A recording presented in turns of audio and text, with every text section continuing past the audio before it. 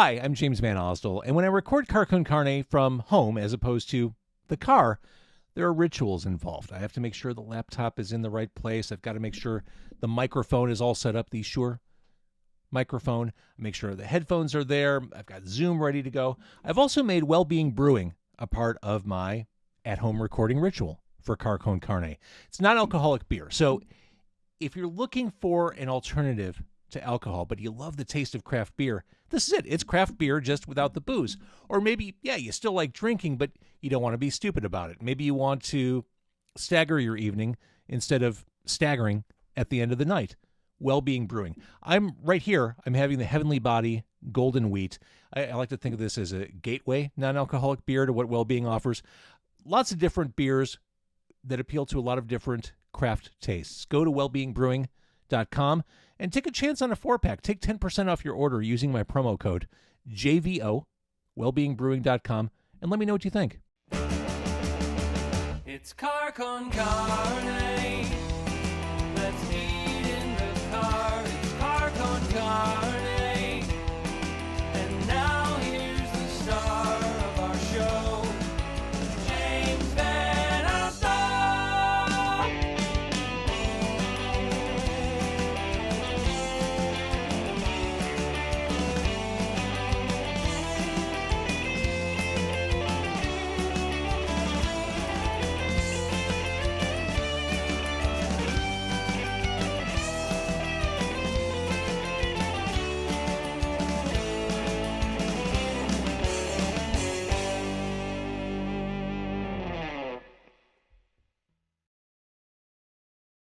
And here we are. The WGN-TV Morning News is a morning show crowded with smart, funny people. Even with a full house of familiar personalities, Mike Toomey manages to stand out thanks to his timing, delivery, and wildly creative mind. And as a stand-up comic, Mike Toomey he's a sure thing. He'll be performing on the 24th as part of the Comedy for Cancer benefit at the Tivoli in Downers Grove. Lovely classical theater, alongside Rocky LaPorte. Mike joins me early on a Sunday because, like I mentioned, he's part of a morning show, which means he has an early bedtime. Nice to see you tonight. Thank you for doing this. Oh, it's so nice of you to have me. Thank you. Mike, with all due respect, I just wanted to lead with that. I've been watching a lot of...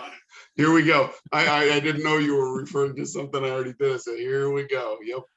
Because you talked about that on the list, those things people say that really mean something else. Yeah, when they start a sentence by saying certain words, it's not really headed the way they want you to think. With all due respect means I'm going to tell you that you're wrong. Basically, it was a list of things that just scream passive aggressive. Yes, exactly. Which tells me you've lived a life around media. Yeah. My wife and I were just talking about the favorite around here, the 3 words, are you sure? When someone says, are you sure? That means you just lost. You know what I mean? like, they drop the check and you say, oh, listen, why don't I get this? Are you sure? It's over. Truth. Or I think my favorite, don't take this the wrong way. Don't take this the wrong way, but I'm about to insult you. There's no way around it. Right. Just did. There's one that people will always say too. They'll say like, you know me. Well, actually I don't. And you're about to tell me how you want me to perceive you. So So a life lived around media. It's funny, back before social media, Chicago media was very siloed. Like the idea of someone like me with a radio background interacting with someone with a television background was kind of unusual. I mean, we all kind of kept to our own worlds. There was print, There was television, there was radio. Social media just annihilated all that stuff. Right. I mean, there were some crossovers. My favorite currently being Dean Richards. Dean is the hardest working man in the business, and he's always on one medium or the other. That's true. Dean's the best. And I think the only crossover I had pre-social media, this was late 90s. There was a movie screening of Batman and Robin. That was the Clooney one. Oh, yeah. And at the time I was working for Q101, and we shared the screening with WGN-TV. And so I shared the announcement of Batman and Robin with Larry Potash. That's the closest involvement I ever had with television pre-social media. That was a very early Larry Potash too, early on the show. I think he started there in 95. So yeah, no, I got him ripe and enthusiastic. We market by Batman movies. He started when Val Kilmer was Batman, and by the time you got to him, George Clooney was Batman. Yeah, and now we're in the Pattinson era Oh boy. where What do you everything think? changes. What I think is I am so detached from dates and times. I forgot there was a Batman movie coming out in a month. Yes, this it'll is- be on March. This is something I should normally be super excited about, but I'm so removed from the flow of time and reality that I just haven't been paying close enough attention. Right, everything's changed. But it looks awesome. It does. My thing in every movie, and I'm always going to be this way because I'm kind of a big Batman fan. The test to me is, does that guy look like Bruce Wayne? You know, Which I thought Clooney did. I thought George Clooney did. Absolutely, more than any of them. You know, aside from the fact that it was the worst Batman movie ever made by far. But when they heard that he had been cast, I'm like, they got it. They got the guy to be Bruce Wayne. Since we're on the topic of Chicago media, who's your favorite Ponce? I gotta go Dan all the way. I kind of figured. You gotta be Phil's loyal. all right. Phil's all right. But give me Dan any day of the week. Quick reset. Comedy for Cancer at the Tivoli in Downers Grove. I mentioned this is a classic theater. I mean, you're obviously a cinephile, mentioning your love for Batman movies. Being able to perform at a place like the Tivoli is pretty cool. It really is. I've done a few shows there, and you really feel that era when you go in there. And I'm such a fan for that kind of thing, you know, and you just feel like you're somewhere. It feels like Abbott and Costello could walk on the stage at any moment. You know what I mean? It's just got such a cool retro vintage feel to it. So it's Rocky LaPorte. It's you, Mike Toomey, Andrea Darlis, who's successfully bridged various mediums, is the master. What are the rules there? MC. Let's say mistress of ceremony. It sounds cooler. It does sound cool. I don't want to get this wrong. So this is February 24th. $75 per person. That includes comedy. It includes the ability to help support cancer research. Tastes from local restaurants. That sold me right there. It's just a night out at a cool place for the right reason. And if ever there was a time we needed to just sit back, laugh, and just check out for a little bit, this is it. For sure. It's just a place to kind of put everything aside for an hour and a half and just have some fun and share some comedy. And for me, it's like the last 2 years, I've done far less shows than over any other 2-year period since I started this. And it's just nice to be able to get on stage in front of people again and shake the rust off and work out some of the new material and, blend in with what I've been doing. It's such a great opportunity. You work clean. You're a clean comic. Do you do any blue material? Do you ever use a naughty word? Sure. Your show really depends on your audience. You know what I mean? I feel like there's two types of audiences for a comedian: the audience that you are brought to, and the audience that comes to you. If you are being brought to them, then you do what they dictate. If they're coming to you, then there's no holds barred, and you can let loose if you want. No, I'm not necessarily dirty, but every once in a while something might come out, but I don't think I'm offending anybody by any stretch.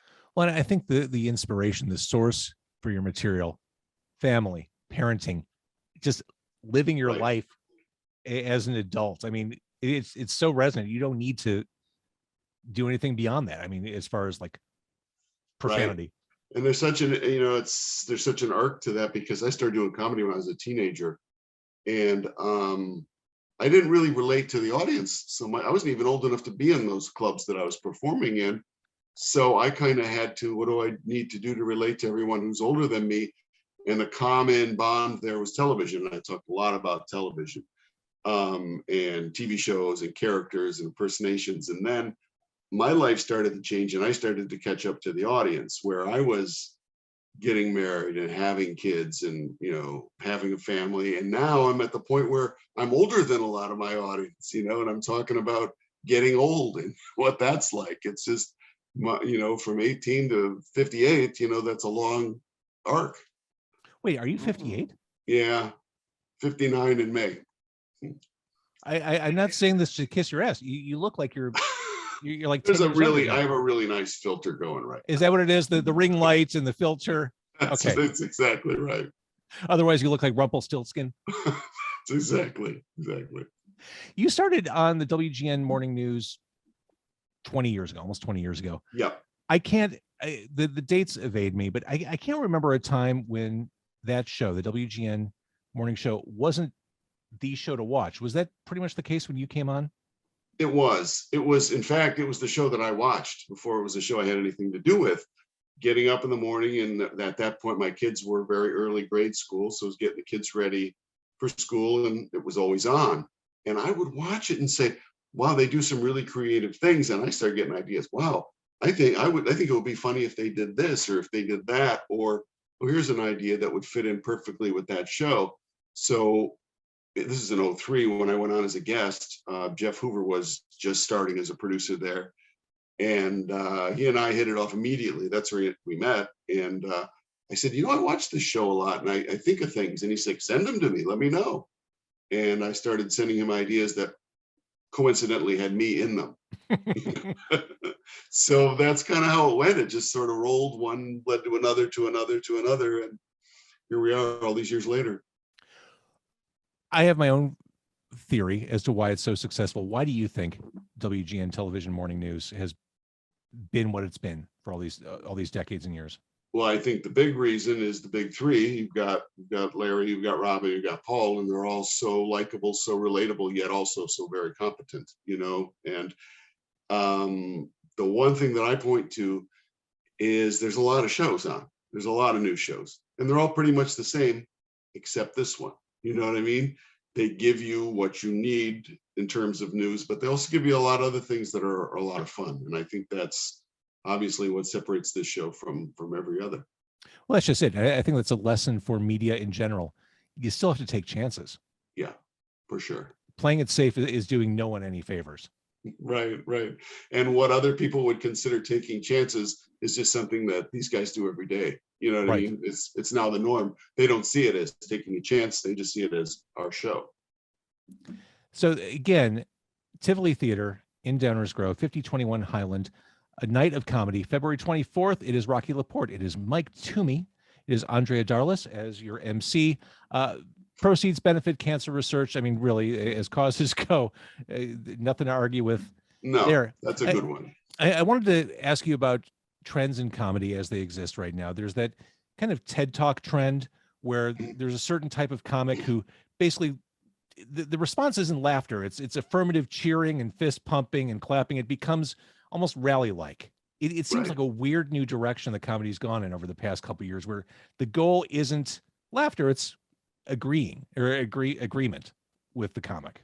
Right. And I mean, there's something to be said for having a voice, and I think that's important for every comedian to have a point of view, a perspective, so that their material is consistent with who they are as a person. But when you get right down to it, you also have to have material that I think is well written and that's funny and that no one else can do. That's how you can keep working. When I first started watching comedians, my thought was always, how does this guy think of that stuff? You know what I mean?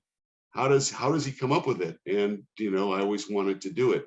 And to this day, those are my favorites. The people who have the best writing, the people who you can sit down and read their material on a piece of paper and laugh, then you say, to me, that's my favorite kind. Others who are more physical, more based on expression and movement and stuff, you might read it and go, okay, what am I missing?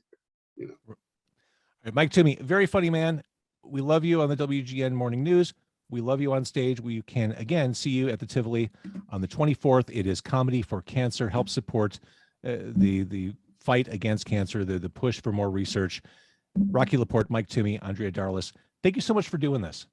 Oh, my pleasure. I appreciate you having me.